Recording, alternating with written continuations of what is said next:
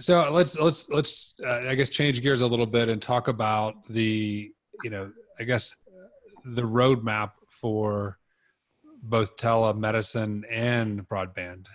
Is there or should there be conversations that there isn't truly an integrated roadmap where it's not just telemedicine goes down one path, the broadband companies, both from network design to implementation to servicing, go down a different path?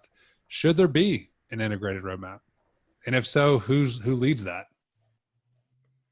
So I can speak a little bit to what we're doing in Colorado around that right now. That is 100% something that we're trying to figure out, and really how do we coordinate across sectors as well. So we're very fortunate to have a really wonderful Office of Broadband here in Colorado with some really kind of creative, open, easy to work with leadership. And then we also have a number of really amazing foundations. So most of all in Colorado, we see that the Colorado Health Foundation is really interested and has also identified this need for broadband and the impact it has on communities. So they have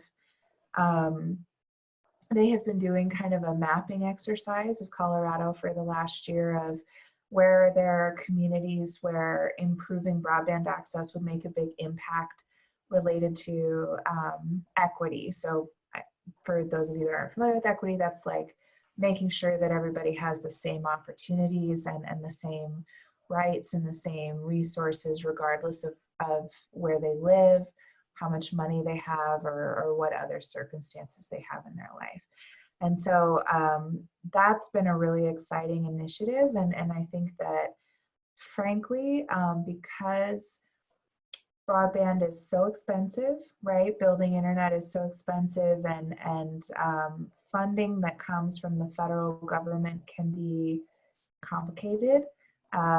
It's really nice when we see foundations and investors at the table. So there are also a number of investors that we're seeing in Colorado, like Arcturus, that are investing in the building of broadband networks in communities where they think there'll be a payoff 10 to 20 years down the road, related to like economic growth. And so those initiatives have been really big. And then also the local municipality stuff in Colorado has been a big deal, as well as the electric co-ops doing that. So those are a lot of the strategies that we're seeing, at least in the healthcare space, of ways that we can do this. But our big initiative, at least at Prime right now, is to try to build more bridges of collaboration so that we can have kind of a bigger coordinated ask, as opposed to, at 3 different sectors from the same community submitting proposals for funding. Rather, let's instead have a big push that we need this funding and we all agree. It tends to be a lot more powerful when we have those big numbers and that big picture, as opposed to this one hospital. It's really not this one hospital, it's this entire community and every school, clinic, and other resource within it. So I guess, and maybe this is to Brian, or either Brian, I mean, obviously rural communities they have service providers, they have WISPs, they have electric co-ops, they've got a lot of different people there. I mean, to Rachel's point, how do you, if you're trying to get the big picture, you're trying to get everybody involved, is there a central forum? Is there some place where all these people that are basically constituents in trying to kind of bridge that digital divide, where can they come together? Or is it, or is it just the piece parts right now? Hollister, you want to start, or you want me to start? What's interesting is it's about amenities, and there's been discussion on Chattanooga. That's a good sized community. What about a community the size of Gunnison or Crested Butte or somewhere in the Rifle, Colorado, right? What happens, and I see this a lot, is there will be a push locally. So someone becomes vocal or gets frustrated, and they've got a DirecTV or a Dish service, and they see what's advertised in Denver. They see what's advertised in Colorado Springs. And they say, why is that on one side of the fence and I'm on the other? And so there's this push towards broadband in that community. And what happens I see is at some point the community as a whole draws some sort of shape around the group they're trying to capture. And I've seen situations where somebody lives 10 miles out of town and they're the ones that are being most vocal about broadband. And it goes to an RFP, and there's a public-private partnership formed, or somebody does it on their own, or somebody enters the market new, and it still doesn't solve the problem for that person 10 miles out of town. So what we've got is an amenities problem. So it's no different than me having access to 3 good restaurants within 10 miles of my home, versus going to Denver and having 30 good restaurants, right? I don't have options for broadband when I'm 10 miles out of town. I don't have options for a good upload. I might be on a satellite. And so I'm always going to have this amenity problem. And I'm just going to use that word because I am going to be at a disadvantage because of where I live. And the most interesting thing about this, when you pair it with the question of what am I doing to prepare? One of the things we've discussed in the last week is what happens when people in the metro markets say, you know what, maybe there's too many people in this area, and I want to get out into the free air, right? And I don't want to be exposed to a COVID-like environment in the future because my healthcare can't keep up. So what's interesting is there's people now in the metro market looking over the fence at rural saying their hospitals are open, they're able to take patients, but they can't do that in New York and LA and or San Francisco, right? So there's now a metro focus on the other side of the fence. And when those metro folks, and this is what we've discussed internally, when they start migrating a little bit, it won't be en masse, but when they move to that 10-mile home that's 10 miles away or out of town, they're going to have a broadband problem. It's an amenities problem. And there's the broadband divide is actually rural and metro, and it always will be. It's not class so much as distance, because and we've all said on the call, everybody on this call has said it, the cost to construct broadband is massive. It's huge. And no matter how much attention to it right now, it won't be solved next year. No, I think the only thing I would add to that is as we've seen some of those developments happen, I mean, there's been a lot of positive things, but the challenge is even in those areas, they're still going to treat some of it, while it might be a tier 3 town or 4, they're still going to have an epicenter of what's going to get broadband first.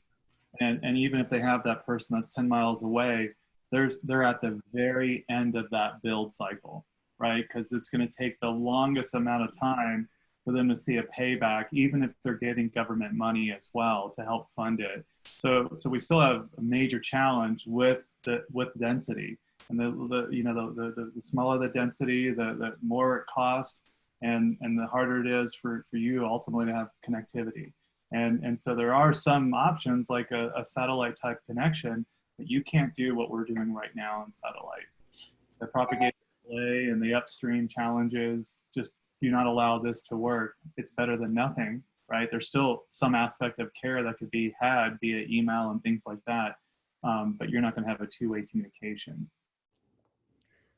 So as we, sorry, go ahead, Sue. You know, part of the issue of a roadmap is that everybody has a shared understanding of what they're talking about, and that it's the same. So a lot of people in healthcare and education, they don't necessarily understand the pipes. They don't really, they'll throw things out and use terms all the time. They talk about 5G, but it's really important. So there's two things I think that are real opportunity, and Rachel talked about it a little bit. One is there are huge natural allies happening right now in education, employers, healthcare, across the board. There are huge natural allies that want the same thing. They want affordable, reliable connectivity. And yes, it's rural, but I have to throw in, there is a digital equity here, problem here that has to do with people of lower economic income. might have flip phones instead of a smartphone, and they have no access to the internet, and they could be in the city. So it's not all rural. The demographics to access is rural and income, period. Yeah. But just back to the allies. So you have all these natural allies that I think need to be simply educated. You know, like the federal standard of 25, down 3 up. It ain't working. It ain't good enough. The data's not correct. The idea of, Maine has, 90% connectivity is wrong. So I think it's really important for the folks in broadband and connectivity ecosystem to inform people very clearly and simply with some very simple, consistent messages about what it would take. But in the other direction, the people in education, the people in healthcare, they are the ones who should be telling the stories that are going to provide the advocacy. They should be the ones who are providing the information about what they can achieve through virtual care, but what they can't achieve when that care can't be provided because there's not enough connectivity. Those are the stories that are going to make or break where we need to go. Absolutely. Well said. No, well, I just feel like it's like a siloed approach right now, right? And this is an opportunity. This is why we started this series, was trying to bring people together to share these stories, and how can we be a catalyst to start connecting some of the dots. There's a lot happening in innovation in healthcare, and there's a lot of various funding mechanisms for healthcare to try and help with the broadband component. And then there's also lots of funding associated with just broadband on its own. And I feel like they're not working well together, right? And I'm not sure what the answer is, but I do, Nick and I have had these conversations. Through this type of situation that we're going through with COVID, this is an amazing opportunity, actually, in the realm of innovation and bringing groups together, because they're really having the same exact problem, right?